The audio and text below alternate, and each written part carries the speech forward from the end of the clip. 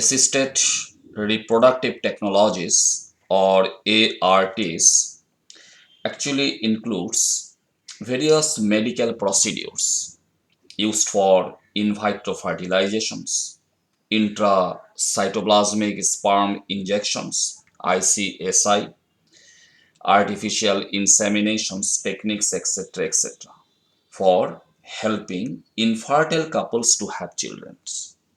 And this is the topic for today's class in your simplified biology. Dear students, already in my last lecture, I had said that all over the world, including India, a large numbers of couples are infertile. That is, they are unable to produce children in spite of unprotected sexual intercourse, and such phenomenon is called infertility. But there are defined medical procedures and advanced techniques by which such infertile couples may have children. And those technologies and procedures are called assisted reproductive technologies or ARTs. এখন আমরা জেনে নিই what are common types of assisted reproductive technologies by which an infertile couples may have children. Number one, IVF, in vitro fertilizations, বা এটাকে বলা হয় test tube baby procedures. এই IVF অর্থাৎ ইনভাইট্রো ফার্টিলাইজেশনস, এটাকে আরেকটা নামেও জানা যায়, সেটা হচ্ছে আইভিএফ ইটি, অর্থাৎ in vitro fertilizations embryo transfer. This is test tube baby procedures.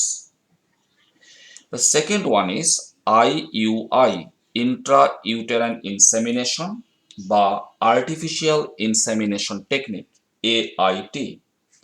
এবং 3 নম্বর হচ্ছে ইন্ট্রা ফ্যালোপিয়ান ট্রান্সফার। অবশ্য এটা দু ধরনের হয়। যদি আমরা এগ বা গ্যামেট ট্রান্সফার করি ইনটু দ্য ফ্যালোপিয়ান টিউব, তখন বলা হবে GIFT, অর্থাৎ গ্যামেট ইন্ট্রা ফ্যালোপিয়ান ট্রান্সফার।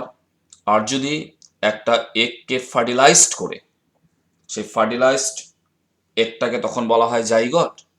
ঠিক আছে, যদি একটা এগকে ফার্টিলাইজড করে জাইগোট তৈরি করা হয়, আর সেই জাইগোটটাকে যদি আমরা এবার ফ্যালোপিয়ান টিউবের মধ্যে প্লেস করি বা ট্রান্সফার করে দিই, তখন সেটাকে বলা হবে ZIFT, অর্থাৎ জাইগট ইন্ট্রা ফ্যালোপিয়ান ট্রান্সফার। কাজে ইন্ট্রা ফ্যালোপিয়ান ট্রান্সফার দু ধরনের হতে পারে। একটা হচ্ছে GIFT, অর্থাৎ গ্যামেট ইন্ট্রা ফ্যালোপিয়ান ট্রান্সফার, এখানে এগ দ্য গ্যামেট সেটাকে ফ্যালোপিয়ান টিউবসের মধ্যে প্লেস করা হয়। আর আরেকটা হচ্ছে ZIFT, অর্থাৎ জাইগট ইন্ট্রা ফ্যালোপিয়ান ট্রান্সফার। এখানে কি করা হয়, এগটাকে প্রথমে ফার্টিলাইজ করানো হয়, ফার্টিলাইজড এগ অর্থাৎ জাইগোটটাকে এরপরে কি করা হয়, ফ্যালোপিয়ান টিউবসের মধ্যে প্লেস করে দেওয়া হয় বা ট্রান্সফার করা হয়। এবং 4 নম্বর যেটা টেকনোলজি, সেটা হচ্ছে ICSI, অর্থাৎ ইন্ট্রাসাইটোপ্লাজমিক স্পার্ম ইনজেকশনস। এছাড়াও আরো বহু অ্যাডভান্স টেকনিক্স আছে by which an infertile couples may have children. My dear students, now let's get to know about the procedures of IVF, ET, অর্থাৎ in vitro fertilizations, embryo transfer technique or test tube baby procedures. তো প্রথমে আমাদের জানতে হবে IVF, ETর full form কি, কারণ এটা নিয়ে কিন্তু অনেক প্রশ্ন চলে আসে যে write the full form of IVF, ET। তো এর ফুল ফর্ম হলো, আমি অল্প আগে বলেছি অনেকবার, সেটা হচ্ছে ইনভাইট্রো ফার্টিলাইজেশনস এমব্রায়ো ট্রান্সফার। এবং এই পদ্ধতিতে the first test tube baby was born in England on July 25, 1978, and it was a girl named Louise Joy Brown, and here she is। ঠিক আছে, এই পদ্ধতিতে অর্থাৎ যেটা টেস্ট টুব বেবি প্রসিডিওর, যেটাকে ইনভাইট্রো ফার্টিলাইজেশন এমব্রায়ো ট্রান্সফার বলেও বলা হয়, এই প্রসিডিওরে প্রথম যেটা টেস্ট টিউব বেবি জন্মায় সেটা হচ্ছে Luis, and now she became 42 years old. My dear students, actually প্রসিডিওরটার নাম হচ্ছে test tube baby procedure. It does not mean that babies are made born inside the test tube. ঠিক আছে, এরকম কিছু না। টেস্ট টিউবের ভিতর বাচ্চা হয় না, টেস্ট টিউবের ভিতরে বাচ্চা তৈরি করা হচ্ছে না। এটা জাস্ট টেকনোলজিটার নাম রাখা হয়েছে যে দি টেস্ট টিউব বেবি প্রোগ্রামস। ঠিক আছে, যেটাকে ইনভাইট্রো ফার্টিলাইজেশনস এমব্রায়ো ট্রান্সফার বলেও বলা হয়। এনিওয়ে, এখানে অ্যাকচুয়ালি কি করা হয়, প্রথমে drugs like clomiphene, citrate, HMG অর্থাৎ human menopausal gonadotrophin, FSH follicle stimulating hormone, GnRH অর্থাৎ gonadotrophin releasing hormone, etcetera are given to the prospective mother in defined combinations and in defined doses for inductions of superovulations or formations of several ova। ঠিক আছে, এই যে আমি ড্রাগসগুলির নাম বললাম না, ঠিক আছে, actually this drugs then causes a number of oocytes to grow simultaneously into the Graafian follicles। তো এক্স্যাক্টলি এখানে কি করা হয়, যে প্রসপেক্টিভ মাদার অর্থাৎ যে মা হতে চলছে তার শরীরে প্রথমে এই যে ড্রাগসগুলি অর্থাৎ কলমিফিন, এফএসএইচ, এইচএমজি, জিএনআরএইচ, এই ড্রাগসগুলিকে বিভিন্ন কম্বিনেশনে বিভিন্ন ডোজে এগুলিকে মার শরীরে কি করা হয়, এগুলিকে প্রয়োগ করা হয় প্রথমে। যার ফলে কি হয়, এই যে ওভারি, আমরা তো জানি যে ডিউরিং এভরি মেনস্ট্রুয়াল পিরিয়ডস বা মেনস্ট্রুয়াল সাইকেল দুটা ওভারির ভিতরে যে কোনো একটা ওভারির থেকে একটাই উসাইট রিলিজ হয়। কিন্তু যখন প্রসপেক্টিভ যে মাদার তার শরীরে যখন এই ড্রাগসগুলিকে ইউজ করা হয়, তখন কিন্তু দেখা যায় যে একটা সুপার ওভুলেশনস হয়। অর্থাৎ একই সাথে ওভারির মধ্যে কি হয়, বহু সংখ্যায় কি হয়, গ্রাফিয়ান ফলিকেলস তৈরি হয়, বহু সংখ্যায় কি তৈরি হয়, উসাইটস ফরমেশনস হয়, অর্থাৎ এগ ফরমেশনস হচ্ছে। তো এই মাল্টিপল ওভুলেশনস, একসাথে অনেকগুলি এগের ওভুলেশনস বা উসাইট ফরমেশন করার জন্যই এই ধরনের ড্রাগস কি করা হয়, প্রথম অবস্থায় কি করা হয়, প্রয়োগ করা হয়। অ্যান্ড ইন দ্য নেক্সট স্টেপে কি করা হয়, just before actual ovulations the mature oocytes are collected from our ovary by surgical methods। ঠিক আছে, and then the collected mature oocytes are placed in culture containing nutrients। এরপর বিভিন্ন surgical methods আছে বা ভ্যাজাইনার রাস্তা দিয়ে যে ল্যাপ্রোস্কোপিক যে ইনস্ট্রুমেন্টস আছে, বা আজকাল মেডিকেল সায়েন্সে বহু অ্যাডভান্স টেকনোলজি বের হয়ে গেছে, যার দ্বারা কি করা হয়, জাস্ট প্রায়র টু ওভুলেশনস দুটা ওভারির মধ্যে ইতিমধ্যে বহু সংখ্যায় গ্রাফিয়ান ফলিকেলস ডেভেলপড হয়ে গেছে, আর গ্রাফিয়ান ফলিকেলসগুলির ভিতরে ম্যাচিউরড উসাইটস ফরমেশন হয়ে যায়, একসাথে অনেকগুলি উসাইটস তৈরি হয়। এটাকে বলা হয় মাল্টিপল ওভুলেশনস বা সুপার ওভুলেশনস। সেটা বিভিন্ন এই হরমোন জাতীয় যেগুলি ড্রাগস সেগুলি ব্যবহার করে কিন্তু করা হয়ে থাকে। অ্যানিওয়ে, এরপর কি করা হয়, যেটা আমি বলছিলাম যে এরপর ওভারি থেকে সেই এগগুলিকে, সেই উসাইটসগুলিকে জাস্ট বিফোর অ্যাকচুয়াল ওভুলেশন সেই উসাইটসগুলিকে সংগ্রহ করা হয়, আর সেগুলিকে একটা কালচার কন্টেনিং নিউট্রিয়েন্টসের মধ্যে রেখে দেওয়া হয়। একটা লাইফ সাপোর্টিং এনভায়রনমেন্ট সেখানে মেনটেন করা হয়, প্রপার টেম্পারেচার, হিউমিডিটি এগুলিকে মেনটেন করা হয়, যাতে কালেক্টেড যেটা এগ বা উসাইট সেটা যাতে নষ্ট না হয়ে যায়। আচ্ছা, এরপর semens collected from her husband's or donor. এখানে ডোনারের প্রশ্নটা তখনই আসে যদি হাজব্যান্ডের মধ্যে কোনো ইনফার্টিলিটি জনিত কোনো দোষ থাকে, হয়তো অ্যাজোস্পার্মিয়া, যে হাজব্যান্ডের মধ্যে স্পার্মি ফরমেশনস হচ্ছে না, বা খুব কম সংখ্যায় স্পার্মস তৈরি হয়, অথবা কোনো জেনেটিক্যাল ডিসঅর্ডার্স আছে যে হাজব্যান্ডের স্পার্মসের মধ্যে ফার্টিলাইজেশন ক্যাপাসিটি থাকে না, যে স্পার্মটা গিয়ে যে একটাকে ফার্টিলাইজ করবে তার কোনো ক্যাপাসিটি নেই। তো এরকম পরিস্থিতিতে অ্যাকচুয়ালি তখন ডোনারের কথা আসে। ঠিক আছে, এনিওয়ে, যেটা আমি বলছিলাম যে এরপর অ্যাকচুয়ালি সেমেন কালেক্ট করা হয় ফ্রম আর হাজব্যান্ড, আর বিশেষ পরিস্থিতিতে ডোনার থেকে, এবং সেই সেমেন এরপরে ইউজ করা হয় কি, ফর ফার্টিলাইজেশনস অফ দি এগ। আর এক্ষেত্রে মনে করতে হবে যে সেমেন্টটাকে কালেকশন করা হবে বা যে সেমেন্টটাকে আমি ইউজ করব for the fertilization of the egg, সেখানে কিন্তু minimum 50,000 to 1 lakh fully functional sperms থাকতে লাগবে।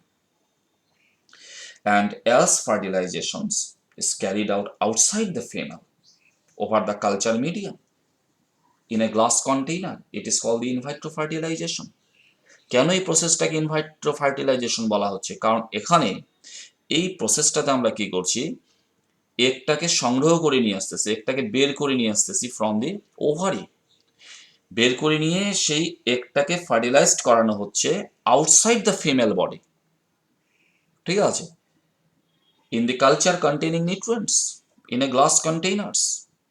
কাজে ফিমেল বডির বাইরে এগটাকে ফার্টিলাইজেশন করানো হচ্ছে এখানে, সেই জন্য এই ধরনের ফার্টিলাইজেশনকে বলা হয়েছে ইন ভিট্রো ফার্টিলাইজেশনস। আর এক্ষেত্রে আরেকটা কথা আমি বলে দিচ্ছি যে if her husbands sperm count is very low, সেক্ষেত্রেও কিন্তু টেকনোলজিস আছে, সেক্ষেত্রেও কিন্তু বিভিন্ন ধরনের টেকনিক্স আছে। যেমনও হতে পারে যে হাজব্যান্ডের স্পার্ম খুব কম সংখ্যায় তৈরি হয়, সেটা একটা ইনফার্টিলিটির কারণ। আর সেক্ষেত্রে কি করা যেতে পারে, হাজব্যান্ডের যেটা স্পার্ম সেটাকে সংগ্রহ করে, ঠিক আছে, ডাইরেক্টলি সেটাকে can be injected directly inside the egg cytoplasms. যেহেতু হাজব্যান্ডের স্পার্ম সংখ্যা খুব কম, সেজন্য হাজব্যান্ডের থেকে সংগ্রহ করা স্পার্ম, তার থেকে একটা স্পার্মকে ডাইরেক্ট আমরা এগ সাইটোপ্লাজমের ভিতরে ইনজেক্ট করে দিয়ে এগটাকে ফার্টিলাইজ করাতে পারি। তো এই ধরনের টেকনিককে বলা হয় ইন্ট্রা সাইটোপ্লাজমিক স্পার্ম ইনজেকশনস। তো এটারও ব্যবস্থা আছে। তো যেটা না হোক, সেটা হচ্ছে যে এভাবে এগ সংগ্রহ করার পর তারপর কি করা হয়, এগগুলিকে ফার্টিলাইজ করানো হচ্ছে। সেটা বিভিন্নভাবে, অল্প আগে আমি দেখালাম যে যদি হাজব্যান্ডের স্পার্মের সংখ্যা খুব কম হয়, সেক্ষেত্রে হাজব্যান্ডের একটা স্পার্মকে নিয়েও আমরা এগটাকে ফার্টিলাইজ করাতে পারি। সেক্ষেত্রে ডাইরেক্ট এগ সাইটোপ্লাজমের ভিতরে স্পার্মটাকে ইনজেক্ট করিয়ে দেওয়া যেতে পারে। আর প্রসেসটা কি বললাম, Intra cytoplasmic sperm injections. Anyway, after this the fertilized eggs are separated। যে এরপর যখন ফার্টিলাইজেশন হবে, এমন তো না যে সব এগগুলি ফার্টিলাইজেশন হবে, কারণ এখানে অনেকগুলি এগকে রাখা হয়েছে। তার মধ্যে অ্যাকচুয়ালি যেগুলি এগ ফার্টিলাইজড হয় সেগুলিকে সেপারেট করা হয় and are allowed to remain in culture medium for next 48 to 72 hours. আর এই পিরিয়ডে, ডিউরিং দিস পিরিয়ড, এই যে 48 থেকে 72 ঘন্টা যে ফার্টিলাইজড এগগুলাকে আবার রেখে দেওয়া হয় in the culture containing nutrients for incubation, এই সময় কি হয়, the fertilised egg undergoes cleavage, the mitotic segmentations, and reach 4 to 8 cell stage, very early একটা এমব্রায়োতে পরিণত হয়। Now the next step start called the embryo transfer. In this 4 to 8 cell যেগুলি embryo তৈরি হয় is then picked up in a fine flexible tube and are placed close to the fundus in the uterine cavity through the cervix for implantations.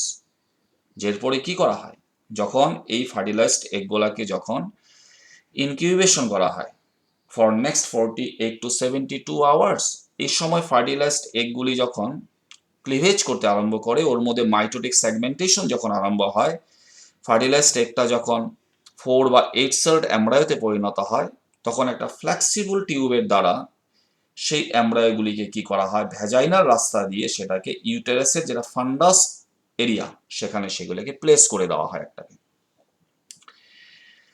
For its successful ইমপ্লান্টেশনস। আর বাকি যেগুলি embryo সেগুলিকে cryo preservation করে রেখে দেওয়া হয়। কারণ কোনো কারণে যদি এই যেটা এমব্রায়ো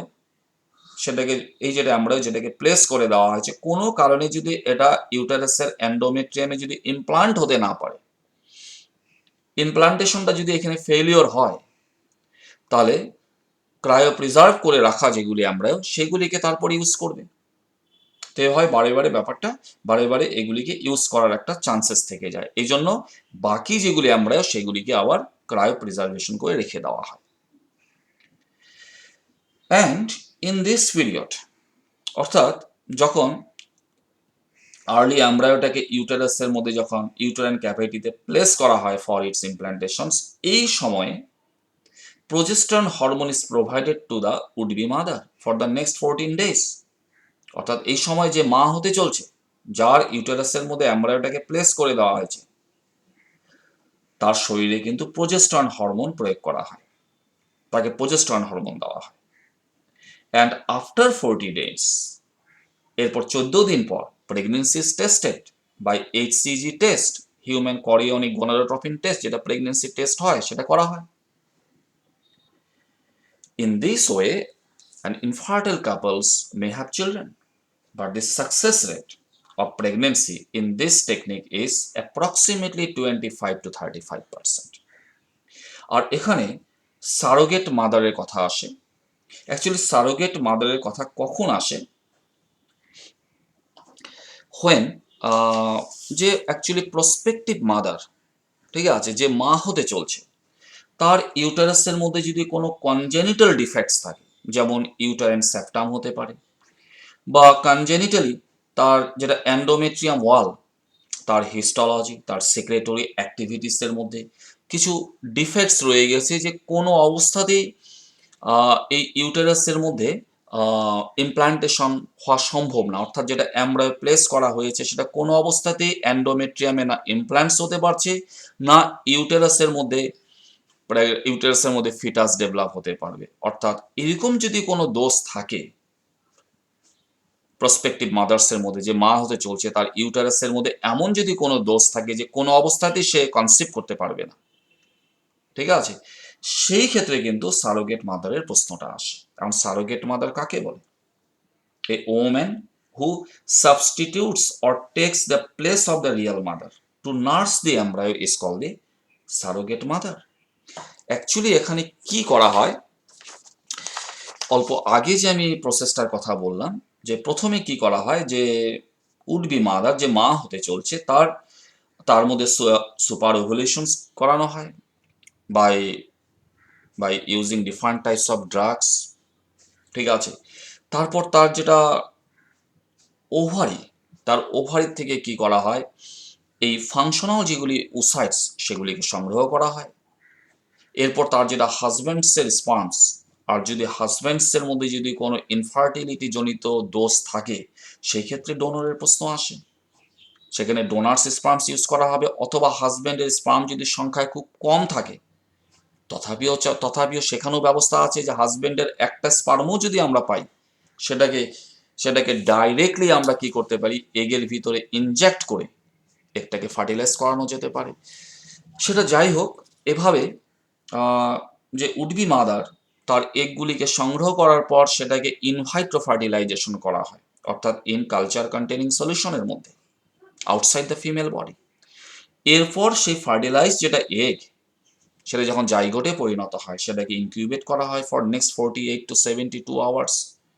আর তারপর সেটাকে প্লেস করা হয় কোথায়? এই যে প্রসপেক্টিভ মাদার, তার ইউটেরাসের মধ্যে সেটাকে প্লেস করা হয়। আমার প্রশ্নটা এখানেই, যে এই ক্ষেত্রে যদি প্রসপেক্টিভ মাদার তার ইউটেরাসের মধ্যে যদি কোনো দোষ থাকে, তাহলে সে তো আর কনসিভ করতে পারবে না, সে তো ফিটাসটাকে বিয়ার বা ক্যারি করতে পারবে না। সেই ক্ষেত্রে সারোগেট মাদারের প্রশ্ন আসে। এই ক্ষেত্রে তখন কি করা হয়, এই যে আর্লি এমব্রায়ো, সেটা এই প্রসপেক্টিভ মাদারের ইউটেরাসে প্লেস না করে সেটা অন্য একটা ওমেন্সের ইউটেরাসের মধ্যে সেটাকে প্লেস করে দেওয়া হয় ফর ইটস ফার্দার জেস্টেশন। তো এই ওমেনের কাজটা কি হচ্ছে, এই ওমেন জাস্ট এদের ফিটাসটাকে ক্যারি করে, ঠিক আছে, তাকে নার্সিং করে, ঠিক আছে, এবং বাচ্চাটা যে জন্ম হবে সেটা এর শরীর থেকেই জন্ম হবে, এদের বাচ্চাটাকে এই জন্ম দিচ্ছে, ঠিক আছে। তো এই ব্যাপারটাকে বলা হয় সারোগেসি। এবং এই ধরনের মাদারকে বলা, এই ধরনের যে জেস্টেশনাল ক্যারিয়ার মাদার, তাকে বলা হয় কি সারোগেট মাদার।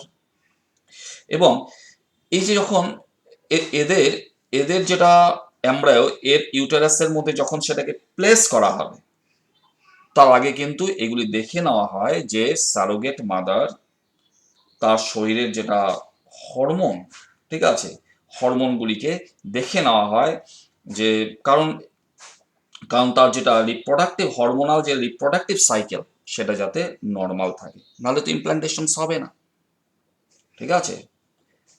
তো এই ব্যাপারটা হচ্ছে সারোগেসি। তো এভাবেও একটা কি হতে পারে, infertile couples may have a children, ঠিক আছে। তো সেই জন্য বলা হয়েছে, ডেফিনেশনে বলা হয়েছে যে a woman who substitute or takes the place of the real mother just to nurse the embryo is call the surrogate mother, ঠিক আছে। আর আমি এটাও বলেছি যে যে যখন ইনসার্ট করা হবে, এমব্রায়োটাকে যখন ইনসার্ট করা হবে into the uterus of the surrogate mother provided, তখন surrogate provided her hormonal or hormones are in the proper phase of reproductive cycle, ঠিক আছে। এবার যাই হোক, another procedure in ART is artificial insemination technique or intrauterine inseminations. So this technique is actually used in those females where the husband's either unable to inseminate the female or has very low sperm counts in ejaculations. In such cases, the semens of the husbands or any donor, আমি আগেও বলেছি ডোনরের প্রশ্নটা তখনই আসে যদি হাজব্যান্ডের মধ্যে যদি স্পার্মস তৈরি না হয় বা কোনো জেনেটিক্যাল ডিসঅর্ডার্স আছে যার জন্য হাজব্যান্ডের স্পার্মসের মধ্যে কোনো ফার্টিলাইজেশন ক্যাপাসিটি নেই, এই সমস্ত পরিস্থিতিতে কিন্তু ডোনার মেলের প্রশ্ন আসে। যাই হোক, in such cases the semens of the husbands or donor male is first collected and then artificially introduced either into the vagina or uterus of the female for fertilizations of the egg. কাজে এই যে হাজব্যান্ডসের seminal স্পার্মস অথবা donors স্পার্মস ঠিক exactly actually কখন সেটাকে introduce করা হয় into the uterus or vagina, ঠিক ওই টাইমে ইন্ট্রোডিউস করা হয় যখন ওভুলেশনস হয়। ঠিক ফিমেলের যেটা ওভারি তার থেকে ঠিক যে মুহূর্তে ওভুলেশনস হয় ঠিক ওই পিরিয়ডে, যে পিরিয়ডটাকে অ্যাকচুয়ালি ফার্টাইল পিরিয়ড বলে বলা হয়, জাস্ট এই ফার্টাইল পিরিয়ডটাতেই কিন্তু কি করা হয়, এই স্পার্মসগুলিকে কি করা হয়, সেগুলিকে কৃত্রিমভাবে, ঠিক আছে, কৃত্রিমভাবে সেগুলিকে ইউটেরাসের ভিতর সেগুলিকে ইন্ট্রোডিউস করে দেওয়া হয় যাতে স্পার্ম গিয়ে একটাকে ফার্টিলাইজ করতে পারে। আর এভাবেই infertile couples may have children's, normally এই ওমেন্স তখন কনসিভ করে যাবে। তো এই টেকনিকটাকে বলা হচ্ছে artificial insemination technique or Intra uterine insemination. তাহলে এখানে কি করা হচ্ছে, এখানে সংগ্রহ করা স্পার্মসকে সরাসরি ইউটেরাসের মধ্যে সেটাকে ইন্ট্রোডিউস করে দেওয়া হয় যাতে সেটা গিয়ে একটাকে ফার্টিলাইজ করতে পারে। আচ্ছা, আর একটা প্রসিডিওর হলো ইন্ট্রাসাইটোপ্লাজমিক স্পার্ম ইনজেকশনস। এ বিষয়ে আমি আগেও বলেছি। এখানে এক্স্যাক্টলি কি করা হয়, a sperm is directly injected into the egg cytoplasms এবং এভাবে যেটা জাইগট বা আর্লি এমব্রায়ো যেটা ফর্মেশন হয় সেটাকে এরপরে উড বি মাদার অর্থাৎ যে মা হতে চলছে ফিমেল তার ইউটেরাসে ট্রান্সফার করা হয়, ঠিক আছে। যদি এগটাকে ফার্টিলাইজড করার পর যেটা জাইগোট তৈরি হবে সেই জাইগোটটাকে নিয়ে যদি আমি ট্রান্সফার করি তখন সেটা করতে হবে ইন হার ফ্যালোপিয়ান টিউবস, আর তখন সেটাকে বলা হবে জাইগোট ইন্ট্রাফ্যালোপিয়ান ট্রান্সফার অর্থাৎ ZIFT। আর ফার্টিলাইজড করার পর সেই জাইগোটটাকে যদি ইনকিউবেট করা হয় ফর নেক্সট 48 to 72 আওয়ার্স, তারপর যেটা 4 সেল বা 8 সেল যেটা এমব্রায়ো তৈরি হবে সেটাকেও সরাসরি আমরা ট্রান্সফার করতে পারি ইনটু দ্য ফিমেলস। সেক্ষেত্রে এটা কোথায় প্লেস করতে হবে, into the ফান্ডাস reasons of the uterus. তো অ্যাকচুয়ালি এই প্রসেসটা কখন অ্যাকচুয়ালি করা হয়, যখন হাজব্যান্ডের স্পার্ম কাউন্টটা খুব কম হয়। আমি আগেও বলেছি, ঠিক আছে, যে হাজব্যান্ডের যেটা স্পার্ম কাউন্ট সেটা যখন খুব কম হয় বা তার ফার্টিলাইজেশন ক্যাপাসিটি থাকে না, সেই ক্ষেত্রে তা হাজব্যান্ডের স্পার্মটাকে নিয়ে সরাসরি এগের সাইটোপ্লাজমের ভিতরে ইনজেক্ট করে একটাকে ফার্টিলাইজ করে দেয়, একটাকে ফার্টিলাইজ করা যেতে পারে। আর এরকম ফার্টিলাইজড একটাকে এরপরে যে তার ফিমেল তার ইউটেরাসের মধ্যে সেটাকে প্লেস করে দেওয়া যেতে পারে। তো এটাও একটা process by which infertile couples may have childrens. And another technique is gamete intrafallopian transfer, অর্থাৎ GIFT। একটা হচ্ছে ZIFT, অর্থাৎ জাইগোট ইন্ট্রাফ্যালোপিয়ান ট্রান্সফার, যেটা আমি আগে বলেছিলাম। আরেকটা হচ্ছে GIFT, অর্থাৎ গ্যামেট ইন্ট্রাফ্যালোপিয়ান ট্রান্সফার। এভাবে একটা এগকে স্পার্ম দিয়ে ফার্টিলাইজড করার পর ফার্টিলাইজড এগটাকে যদি ফ্যালোপিয়ান টিউবের মধ্যে প্লেস করে দিই, ট্রান্সফার করে দিই, তখন সেটা হবে জাইগট ইন্ট্রাফ্যালোপিয়ান ট্রান্সফার। কিন্তু অনেক ওমেন্স আছে যার ফ্যালোপিয়ান টিউবস এবং ইউটেরাসের ভিতরে কোনো কমপ্লিকেশনস নেই, হ্যাঁ, they can accept and maintain pregnancy properly, কোনো ধরনের কোনো কমপ্লিকেশনস, কোনো ধরনের ডিফেক্টস নেই। শুধু একটাই প্রবলেম, সেটা হচ্ছে তাদের মধ্যে ওভুলেশনস হয় না, they can not produce egg. ঠিক আছে, তো সেই ক্ষেত্রে নানা ধরনের হরমোনাল ডিসঅর্ডার্স থাকতে পারে, কনজেনিটাল প্রবলেমস থাকতে পারে, যে কোনো অবস্থাতেই ফিমেলের মধ্যে যখন ওভুলেশন হয় না বা এগ প্রডিউস হয় না, সেই ক্ষেত্রে কি করা হয়, সেই ক্ষেত্রে eggs are actually collected from donor females, অন্য কোনো ওমেন্স থেকে সার্জিক্যালি, ঠিক আছে, এগ সংগ্রহ করা হয় and is then introduced into the fallopian tube of such female. তো এভাবে সেটা আমি বলতে চাচ্ছিলাম যে এক্ষেত্রে যদি আমি ধরে নেই যে এই ফিমেল এর মধ্যে কোনো এগে রিলিজ হচ্ছে না, তাহলে কি করে সন্তান জন্ম দিবে, কি করে বাচ্চা জন্ম দিতে পারবে? তারও কিন্তু ART অর্থাৎ অ্যাসিস্টেড রিপ্রোডাক্টিভ টেকনোলজিতে কিন্তু ব্যবস্থা আছে। সেক্ষেত্রে অন্য কোনো ওমেন্স থেকে এগ সংগ্রহ করে সেই এগটাকে আমরা প্লেস করতে পারি কোথায়, into the Fallopian tubes, and such women then accept sperm from her husbands during sexual intercourse বা artificial insemination হতে পারে, and normally such women can conceive child. এভাবে infertile couples may have children. So that was all in today's class, my dear students, regarding assisted reproductive technology. আমি আগেও বলেছি, actually assisted reproductive technologies means ARTs actually involves different types of medical procedures by which an infertile couples may have children. So thank you very much for learning with me. Thank you.